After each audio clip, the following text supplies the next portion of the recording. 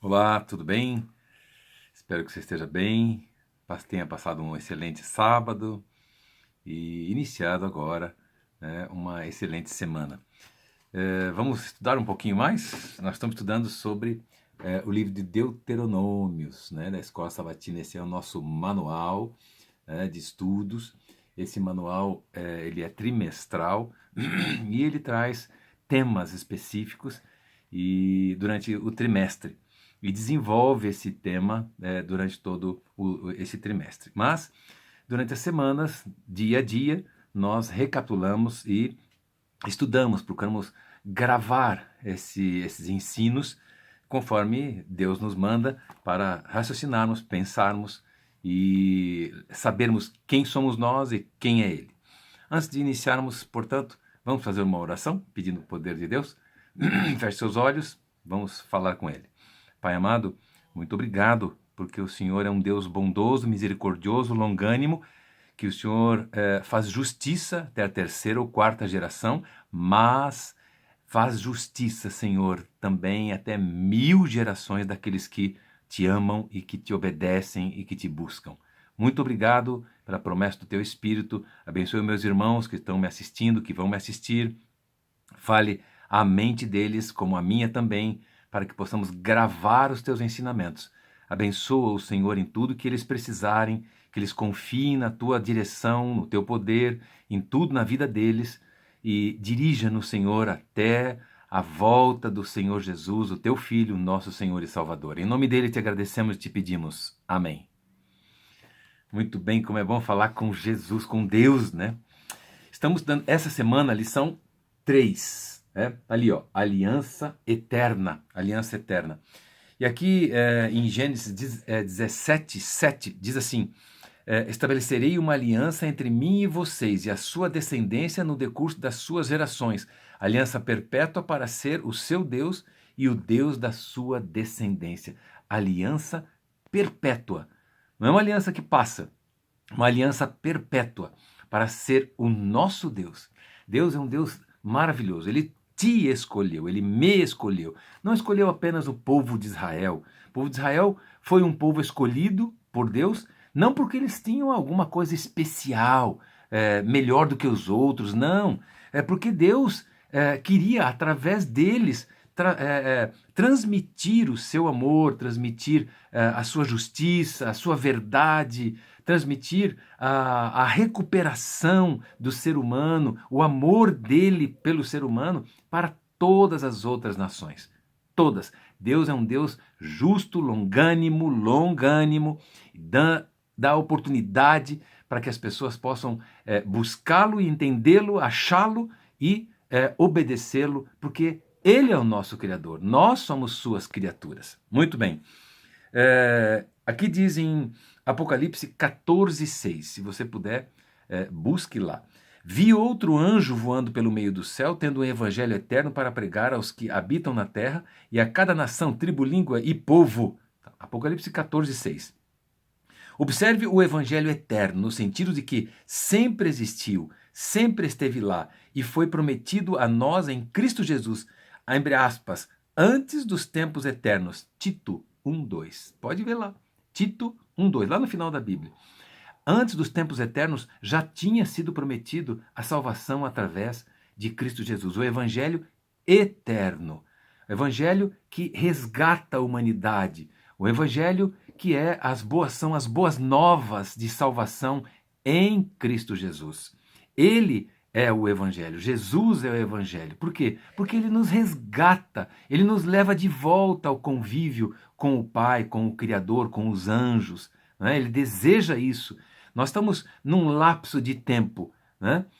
Da eternidade, porque a eternidade vinha acontecendo, o pecado aconteceu, descemos, acabou o nosso relacionamento pessoal com Deus e depois estamos passando por esse deserto aqui do pecado nessa terra e depois vamos voltar para continuarmos a linha que não existe tempo eterno. Então, isso nós precisamos compreender, né? Vamos passar aqui aliança e o evangelho, já para domingo. Estou abrindo sábado e vamos estudar domingo também. Amanhã eu vou postar outro vídeo de segunda-feira. E assim por diante, nós vamos fazendo durante toda a semana. Se você quiser me acompanhar, dá um clique aí no seu aparelhinho e busque lá a lição com o professor João Carlos, que daí você vai estar estudando comigo, aprendendo comigo, porque cada vez que eu estudo para passar para vocês, eu aprendo. Isso é uma bênção para mim. E quero passar essa bênção para você também. E se você quiser, manda através dos seus canais de comunicação aí, de mídia, mande para outras pessoas, para que a gente possa fazer um grande estudo e aprendemos um pouco juntos, tá bom? A aliança e o evangelho. Na Bíblia, a aliança e o evangelho aparecem juntos, né? Embora a ideia de aliança existisse antes da nação de Israel, por exemplo, a aliança com Noé, não é? E a promessa da aliança tenha sido feita antes do surgimento dessa nação, o pacto foi expresso de forma notável por meio da interação de Deus com seu povo, começando com os patriarcas, os pais da nação, não é? Desde o início, a verdade central da aliança foi o evangelho. Desde o início, a verdade central dessa aliança foi o evangelho, as boas novas. A salvação somente pela graça mediante a fé. Salvação somente pela graça. Você e eu não podemos fazer muita coisa ou nada para sermos salvos, nos ajudar. Nós temos que ter fé, acreditarmos, nos colocarmos nas mãos de Deus, porque nós não temos justiça nenhuma. Por mais que você seja bom, por mais que você doe aos pobres, por mais que você não faça mal a ninguém, você não tem como se salvar por você mesmo. Mas se você confiar, se você acreditar, aceitar Jesus como Salvador, você vai poder ser salvo. Porque a nossa justiça, como diz a Bíblia, são trapos de imundícia, ou seja, não serve para nada, né? Para nos reconciliarmos com Deus unicamente através da aliança do Evangelho, e esse Evangelho é Cristo Jesus. Ele pagou o preço. Aquele preço, porque a Bíblia diz assim, o salário do pecado é a morte, mas o dom gratuito de Deus, através do seu Filho, é a vida eterna em Cristo Jesus. Essa compreensão que nós temos que ter, não é? Somente através de Jesus podemos voltar. Jesus falou assim, eu sou a porta, eu sou o caminho, a verdade e a vida. Ninguém vai ao Pai ou vem ao Pai, porque Ele está com o Pai, ninguém vem ao Pai senão por mim unicamente. Não tem homem, nem ninguém possa fazer isso, porque o único que morreu por você, por mim e pela raça humana, o único que carregou, entendeu? Não é perdoar, ó, teu pecado está perdoado, pronto, acabou, maravilha, não tem problema nenhum. Ninguém sofreu? Não é assim não. O pecado, o teu pecado, o meu pecado, o pecado da humanidade foi carregado por Jesus na cruz do Calvário. E não foi à toa que Jesus falou, Pai, se possível, passe de mim esse cálice, porque é muito pesado, Senhor. Por quê? Porque ele estava carregando o fardo do pecado, do teu, do meu e da raça humana toda, da segunda morte. E a ira de Deus, sim, Senhor, foi posta sobre Jesus. Ele sofreu terrivelmente, ele morreu, pensou que não pudesse mais ver a presença do Pai. Mas ele pagou o preço e ele foi restituído ao convívio do Pai. E ele fala, se você quiser, por meu intermédio, você pode ser restituído à presença do Pai. Amém por isso, né? Que maravilha, né? Desde o início, a verdade central da aliança foi o Evangelho, salvação somente pela graça, mediante a fé. Pela graça, mediante a fé. Portanto, temos que aceitar a justiça de Jesus. Não somos merecedores, mas pela fé podemos aceitar a justiça que Jesus providenciou para que você seja salvo. Gênesis capítulo 12, 1 a 3, Gênesis 15, 5 a 18, eu já li lá Romanos 4, 1 a 5. Qual foi a promessa da aliança feita a Abraão, né, depois do chamado de Abraão? Como o evangelho é revelado nela? Deus falou para Abraão, sai da tua terra, né, vai para onde eu vou te mostrar, né? seja fiel, acredite, eu vou te fazer, né, um povo enorme, gigantesco, vou te abençoar, você vai abençoar todas as outras pessoas também, e por teu intermédio eu vou trazer o Salvador da humanidade. Essa é a conexão da aliança. Jesus veio por conta dessa aliança de Deus com Abraão. E através de Jesus, toda a raça humana pode ser salva, se assim quiser. Abraão creu em Deus, nas suas promessas, e por isso foi justificado diante do Senhor. Porém, isso não foi uma graça barata. Abraão procurou manter sua parte da aliança pela obediência. Sim, você precisa ser obediente a Deus, como visto em Gênesis capítulo 22, no Monte Moriá. Embora a sua fé lhe é atribuída como justiça, Romanos 4, 5. Abraão teve um filho, você sabe a história, né? E Deus, para prová-lo, Deus pediu que ele entregasse seu filho, único filho, para Deus. E ele obedeceu. Ele foi lá, ele obedeceu, ele ia realmente sacrificar Isaac. Só que Deus falou, opa, para aí, não precisa, eu sei, eu vi que você realmente tem um coração íntegro, você entregou o seu filho, o único filho. Só que você não precisou sacrificá-lo, mas eu, Deus, precisei sacrificar o meu filho por você e pela raça humana. Entenda isso.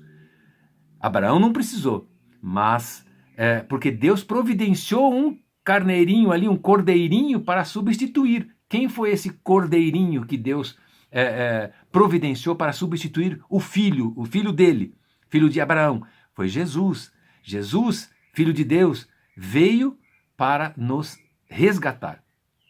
Deus o entregou de verdade. Não teve?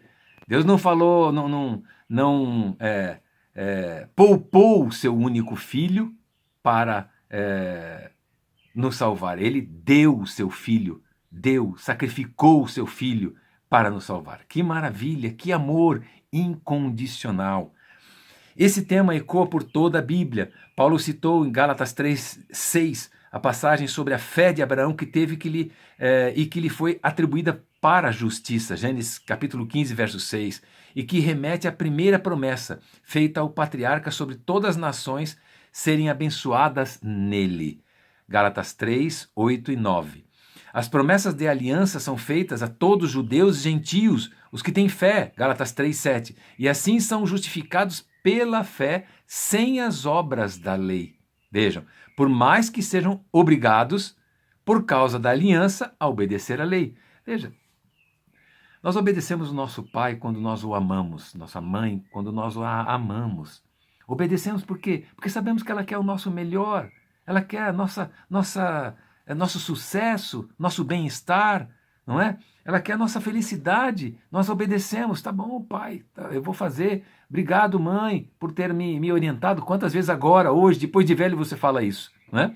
Mas a Deus é a mesma coisa. Quando a lei não salva, a lei mostra o caminho, mas ela não salva, não é? A lei não tem poder para salvar, mas ela encaminha você para Jesus. E quando você aceita Jesus, pela graça você é salvo. Se você não aceitar Jesus e você obedecer toda a lei, você não vai ser salvo. Percebe? Que coisa terrível é isso, né?